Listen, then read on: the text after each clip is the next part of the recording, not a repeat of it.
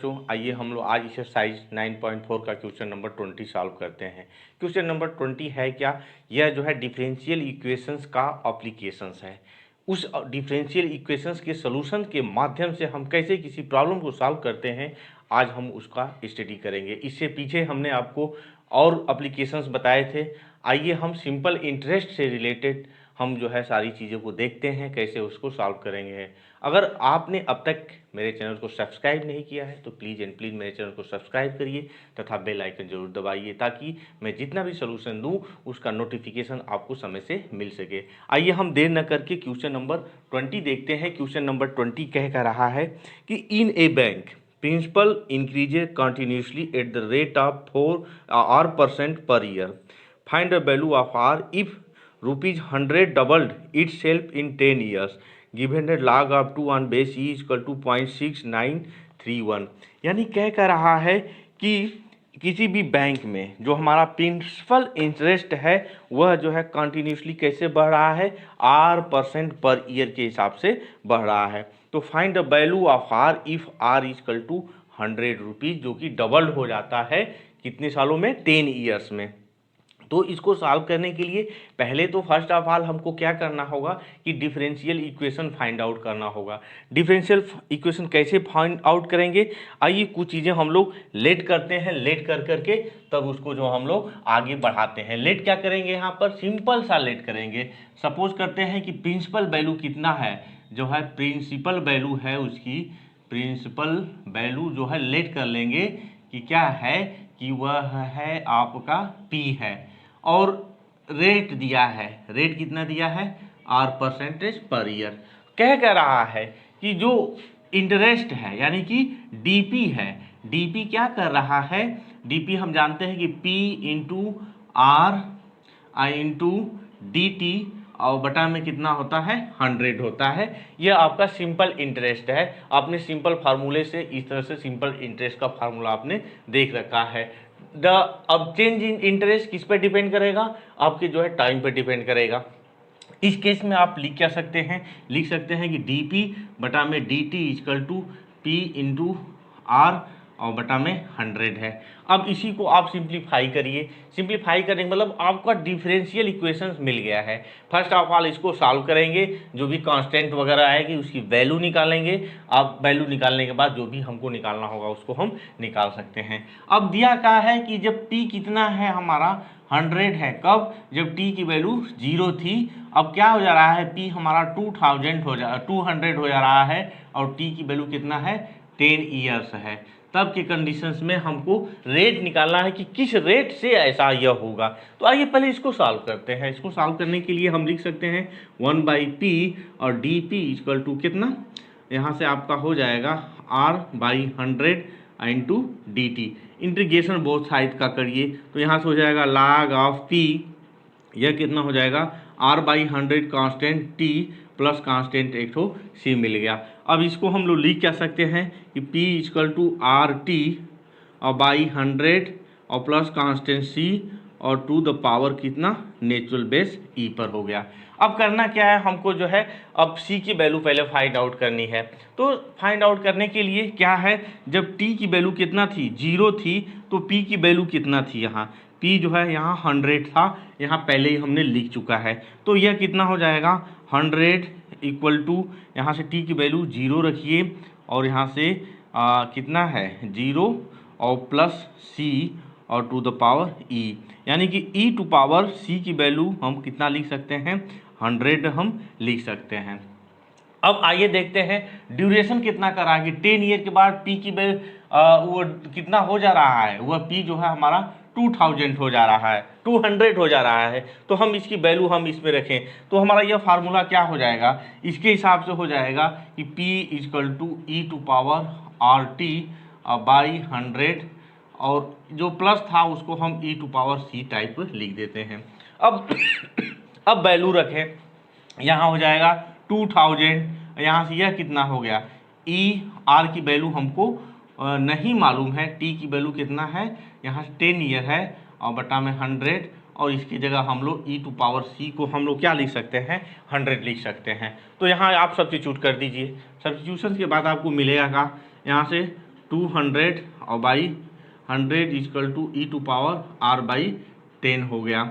अब यह क्या हो गया एक्चुअल में, यह हो गया आपका e to power r by 10 equal to 2। अब इसी को लिख सकते हैं r by 10 equal to log of 2 base e का उल्टा, जो नेचुरल बेस होता है उसका उल्टा करेंगे पावर्स को, तो लॉगरिथम की डिफिनीशन के साथ इतना। और log ऑफ 2 की वैल्यू कितना दिया है 6931, इसकी वैल्यू दे दिया 0.6931। तो यहाँ r बाई 10 है तो r की वैल्यू कितना हो जाएगी, r विल बी 0.6931 इंटू 10, यानी कि r हो जाएगा 6.931% पर ईयर। यही r की वैल्यू हमको क्या करना था, फाइंड आउट करना था। तो ये रहा आपका क्वेश्चन नंबर 20। आइए हम देखते हैं क्वेश्चन नंबर 21 क्या कह रहा है। 21 कह रहा है कि in a bank principal increases continuously at the rate of 5% per year an amount of ₹1000 is deposit with this bank, how much it will be worth after 10 years. और ई टू पावर 0.5 की value दे दिया है 1.648, यानी कि बिल्कुल same to same लगभग यही question है, बस सारी चीज़ें इसमें आर की वैल्यू दे दिया है। और वहाँ से क्या पूछ रहा है, ड्यूरेशन ऑफ द टाइम क्या है, क्या पूछ रहा है कि how much will be worth after 10 years, वह पी की वैल्यू पूछ रहा है 10 ईयर्स के बाद वह उसकी वैल्यू कितनी होगी। तो बिल्कुल उसी तरह से क्वेश्चन नंबर 21 में हम क्या करेंगे, सारा चीज़ वही रहेगा, यानी कि डी पी बटा में डी टी इक्वल टू कितना 5% ऑफ कितने का, पी का, यही है, यह गिवन है। अब इसको हम पहले सिंप्लीफाई करेंगे, बिल्कुल पीछे वाले सवाल जैसा। यहाँ से हो जाएगा, यहाँ से डी पी और बाई पी इक्वल टू कितना 5/100, ठीक ना, इंटू डी टी 5 × 5 20, 1/20 हो जाएगा, यानी कि डी पी और बटा में पी इक्वल टू यहाँ से कितना 1/20 इंटू डी टी। हम क्या करेंगे, बोथ साइड का इंटीग्रेशन करेंगे, यह हो कितना जाएगा log of P equal to कितना 1/20 और यहाँ से t और प्लस कांस्टेंट c, क्या मिलेगा p इक्वल टू हो जाएगा e to power t/20 plus constant c हो गया, यह p की वैल्यू आ गई। कंडीशंस क्या दिखा है, कंडीशंस यही दिया है कि एट t इक्वल टू 0, कब t इक्वल टू 0, तो वह कितना डिपॉजिट किया जा रहा है, रुपीज़, जो p की वैल्यू है वह रुपीज़ है आपका 1000 डिपॉजिट किया जा रहा है। आफ्टर कितने ड्यूरेशन 10 ईयर, 10 ईयर के बाद, 10 ईयर्स के बाद पूछ रहा है कि p की वैल्यू कितनी होगी। तो फर्स्ट ऑफ ऑल हम क्या करते हैं, पहले हम c की वैल्यू निकालते हैं। तो t इक्वल टू 0 रखेंगे तो p की वैल्यू कितना हो जाएगी 1000 e to power 0 plus constant c, e to power c की वैल्यू हम लिख सकते हैं 1000। तब हमारा इक्वेशंस यह कितना हो जाएगा, यह इक्वेशंस हो जाएगा, हमारा इक्वेशंस बनेगा अगेन जब t की वैल्यू कितना रखेंगे हम लोग 10 ईयर्स रखेंगे, तब हमारा p कितना हो जाएगा, p will be e to power और t/20 और यहाँ से जो प्लस था c की वैल्यू हम अभी यहाँ इसको एनालाइज कर देते हैं, e टू पावर c लिख सकते हैं, ठीक है ना। अब करिएगा t की वैल्यू यहाँ सब्स्टिट्यूट कर दीजिए, तो t की वैल्यू जब सब्स्टिट्यूट करेंगे तो p इक्वल टू हो जाएगा e टू पावर 10 ईयर 10/20 और यहाँ इसकी वैल्यू कितना आई है 1000 आई है, तो हो कितना जाएगा, जो p की वैल्यू आएगी p इक्वल टू, अब यहाँ e टू पावर 0.5 हो जाएगा, चाहे हाफ लिखिए चाहे 0.5, यहाँ से आपका यह 1000 है और इसकी वैल्यू दिया हुआ है कितना है 1.648 इंटू 1000 हो जाएगा ₹1648, यानी कि आफ्टर 10 ईयर्स p की वैल्यू कितनी हो जाएगी 1648 रुपीज़ हो जाएगी। यह रहा आपका क्वेश्चन नंबर 21। अब आइए आगे बढ़ते हैं, हम देखते हैं क्वेश्चन नंबर कौन है 22। ये भी है, in a culture the bacteria count is 1 lakh, ठीक है ना, the number is increase by 10% in 2 hours, in how many hours will the count reach 2 lakhs if the rate of growth of the bacteria is proportional to the number present. यानी कह रहा है कि bacteria का growth हो रहा है। इसी गांव में बैक्टीरिया कितनी है, 1 लाख के करीब बैक्टीरिया हैं और 2 घंटे में 10% वो बढ़ जा रही हैं। कह रहा कि इन how many hours it will count reach 2 lakh, यानी कितने घंटे के बाद इनकी संख्या कितनी पहुंच जाएगी, 2 लाख की करीब पहुंच जाएगी। और एक कंडीशन दिया है, वो कंडीशन किस लिए दिया है, हमको फॉर्मेशन करना है डिफरेंशियल इक्वेशंस का, कि जो बैक्टीरिया द ग्रोथ है वह जो है directly proportional to the present number, यानी कि जो लेटेस्ट नंबर है उस नंबर के डायरेक्टली वह प्रोपोर्शनल है। तो आइए इसको देखते हैं। सपोज कर लेते हैं कि बैक्टीरिया जो है कितनी है प्रेजेंट में। यह क्वेश्चन नंबर आपका है 22 है। पहले इसको हम 22 लिखते हैं, फिर आगे बढ़ते हैं, ठीक है ना। तो कह रहा है, क्वेश्चन पहले समझिए। कह रहा है कि सपोज कर लेते हैं कि प्रेजेंट में बैक्टीरिया कितनी है, प्रेजेंट में बैक्टीरिया y है और जो चेंज इन बैक्टीरिया है dy हो गया। अब कह रहा है कि यह जो रेट है टाइम के respected dy dt is proportional to the present value of the bacteria, यही कह रहा है। अब यहाँ से इसको हम क्या लिख सकते हैं, यहाँ से dy by dt equal to k into y लिख सकते हैं, ठीक है ना। अब इसी को हमको सॉल्व करना है। कुछ कंडीशंस दिया हुआ है, t इक्वल टू कितना था, जो शुरू में बैक्टीरिया कितनी थी उनकी नंबर ऑफ y कितना है 100, ये इतना दिया हुआ है। और कह रहा है कि कितने टाइम लगेगा, बैक्टीरिया की वैल्यू कितना पहुंचेगा, 2 लाख के करीब पहुंचेगा, तब इसकी वैल्यू जो टाइम की वैल्यू यही पूछ रहा है कितना टाइम लगेगा, यही हमको क्या करना है, कैलकुलेट करना है, ठीक है ना। तो कुछ नहीं है, बिल्कुल इसी को हम आगे बढ़ाते हैं। यहाँ से 1/y dy बाई dt को आप उधर भेज दीजिए, यहाँ से k और dt हो जाएगा। अब क्या करेंगे, इंटीग्रेट करेंगे वो साइड को, तो क्या मिलेगा, यहाँ से मिलेगा log of y equal to K T और प्लस कांस्टेंट ऑफ c मिल जाएगा, ठीक है ना। यहाँ 2 कांस्टेंट हो गए। अब इसी के हेल्प से हम लोग c की वैल्यू निकालते हैं।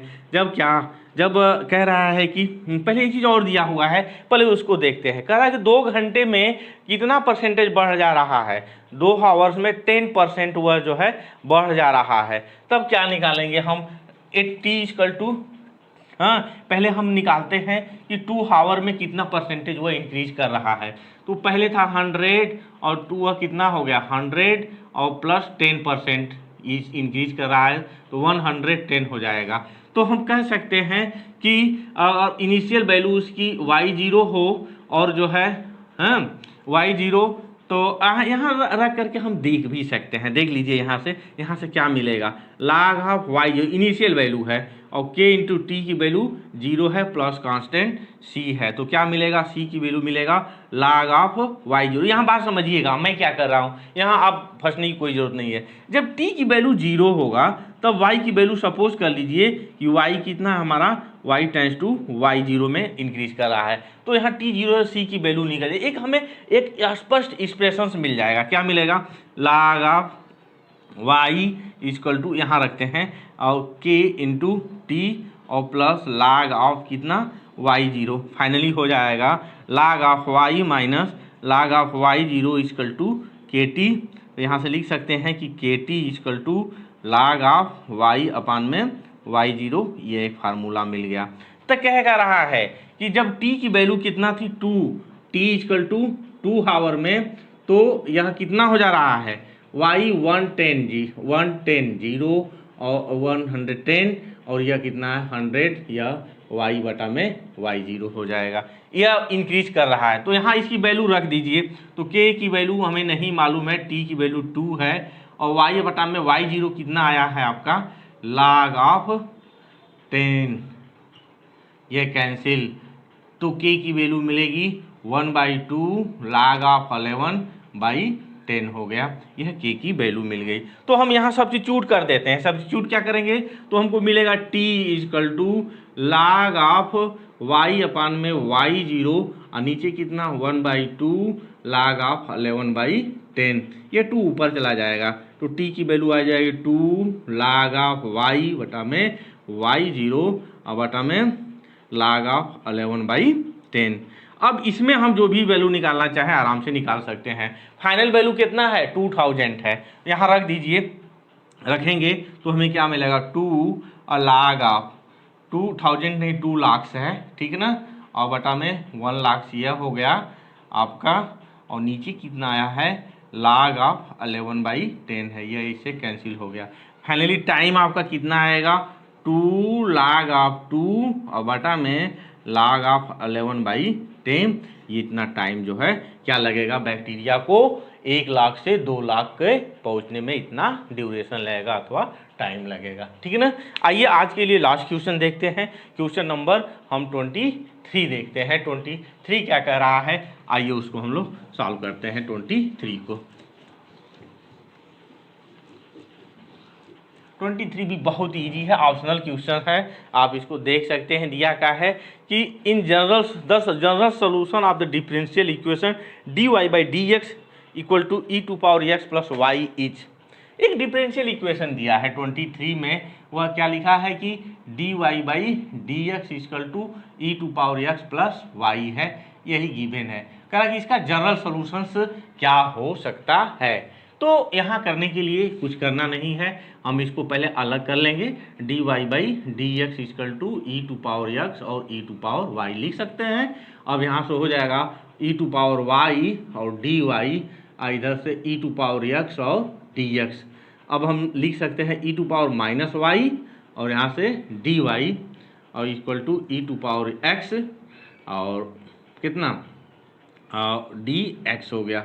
हम अब इसको इंटीग्रेट कर देते हैं, इंटीग्रेट करेंगे e⁻−y और dy और e⁴x dx, यह इंटीग्रेशन हो गया। यहाँ से हम कहते क्या हैं, यहाँ से इसको लिख सकते हैं कि e⁻−y आएगा विथ माइनस साइन और प्लस हम एक कांस्टेंट सी इधर ही जोड़ देते हैं, जरूरी नहीं है कि हम उधर ही जोड़ें। यहाँ से e⁴x हो गया। अब हो क्या गया, एक्चुअल में इसको उधर ट्रांसफर कर देंगे तो c equal to e⁴x plus e⁻−y, और यह हमारा पहला ऑप्शन दिया है, ऑप्शन नंबर ए दिया है इतना। यह हमारा क्या हुआ क्वेश्चन नंबर 23 का सोल्यूशन रहा। तो ये रहा आपका जो है आज एक्सरसाइज जो है आपका 4.9 समाप्त हो गया। आपने इसको समझ लिया, आप इसको अच्छी तरह से देख लेंगे। अगर अब तक आपने मेरे चैनल को सब्सक्राइब नहीं किया है तो प्लीज़ एंड प्लीज़ मेरे चैनल को सब्सक्राइब करिए तथा बेल आइकन जरूर दबाइए। धन्यवाद।